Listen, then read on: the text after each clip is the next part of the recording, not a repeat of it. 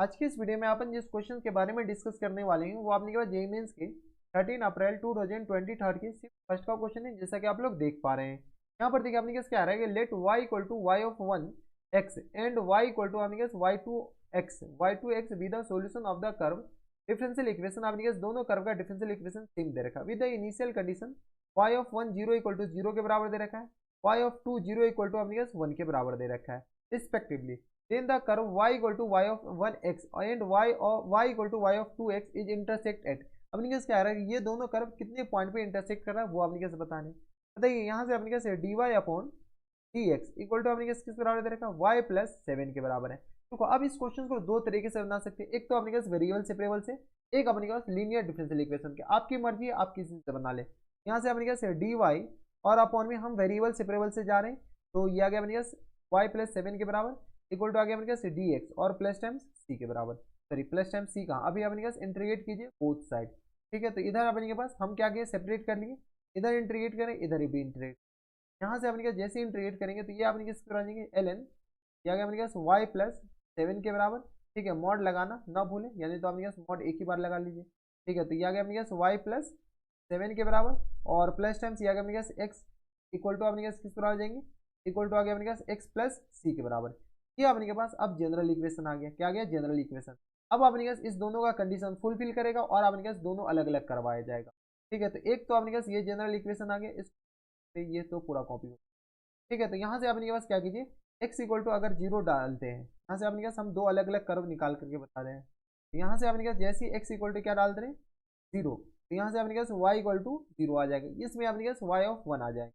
ठीक है, तो यहाँ से अपने पास x इक्वल टू जीरो, तो यहाँ से अपने पास y इक्वल टू जीरो के बराबर हो जाएंगे। तो बताइए जैसे अपने पास जीरो डालेंगे तो ये आ गया अपने पास एल एन 7 के बराबर और इक्वल टू आ गया अपने पास जीरो और प्लस टाइम्स सी के बराबर। सी इक्वल टू आ गया अपने पास किस बराबर एल एन 7 के बराबर। एल एन 7 आ गया अपने पास सी का वैल्यू, जब सी का वैल्यू अपने पास किस बराबर आ गया एल एन 7 के बराबर, तो यहाँ से अपने पास बताओ के बराबर जाएंगे एल एन 7, यहाँ से आ गया अपने पास L N mod Y plus 7 के बराबर और यहाँ से ये आ गया इक्वल टू आ गया एक्स प्लस एल एन 7 के बराबर। यहाँ से x का वैल्यू बताओ, x इक्वल टू आ गया अपने पास L N mod Y plus 7 और अपॉन में 7 के बराबर, ये आ गया अपने पास इसके बराबर। तो यहाँ से हम थोड़ी से और ऊपर सॉल्व कर रहे हैं, जैसे हम सॉल्व करेंगे तो ये आ गया अपने पास y को अकेला करना है ना, तो ये आ गया अपने पास e की पावर में x और इक्वल टू आ गया अपने पास किस बराबर, तो y प्लस 7 और अपॉन में 7 के बराबर।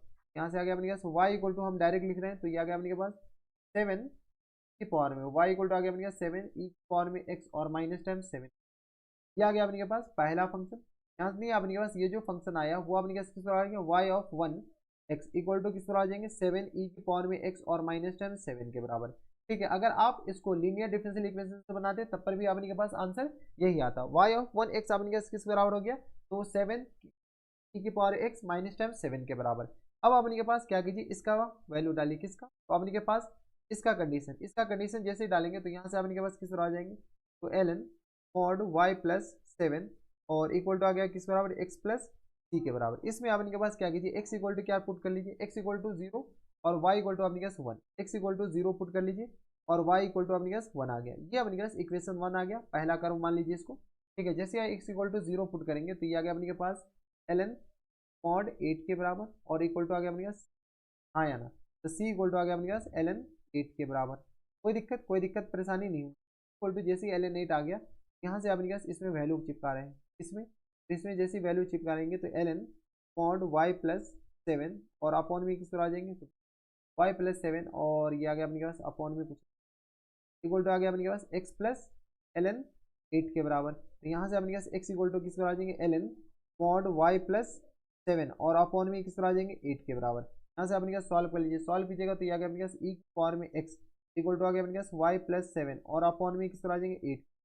यहाँ पर जगह ही नहीं है तो यहाँ से अपने पास वाई इक्वल टू किस पर आ जाएंगे 8 ई की पावर में एक्स और माइनस टाइम 7 बराबर। ठीक है, यानी अपने पास Y of 2x equal to किस पर आ जाएंगे 8 ई की पावर में x और माइनस टाइम 7 के बराबर। अब अपने पास पहला दूसरा कर्व ये आ गया, ये अपने पास कौन से कर्व आ गए दूसरा कर्व आ गया और ये वाले अपने पास कौन से कर्व आ गया पहला कर्व। अब अपने पास क्या करें कि दोनों कर्व के साथ अपने पास सोल्यूशन बताओ।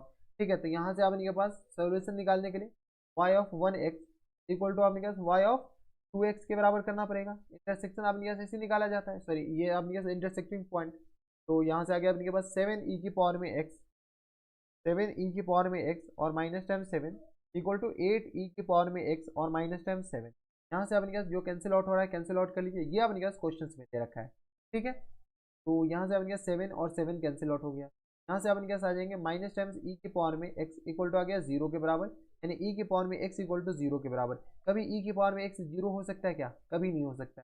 यहाँ से अपने पास क्या आ जाएंगे, नो सोल्यूशन, नो सोल्यूशन, ठीक है। कोई सोल्यूशन अपने पास यहाँ से नहीं आएगा, क्यों? क्योंकि ई की पावर में x कभी 0 हो ही नहीं सकता। जब ये 0 हो नहीं सकता तो अपने पास कोई सोल्यूशन नहीं आएगा।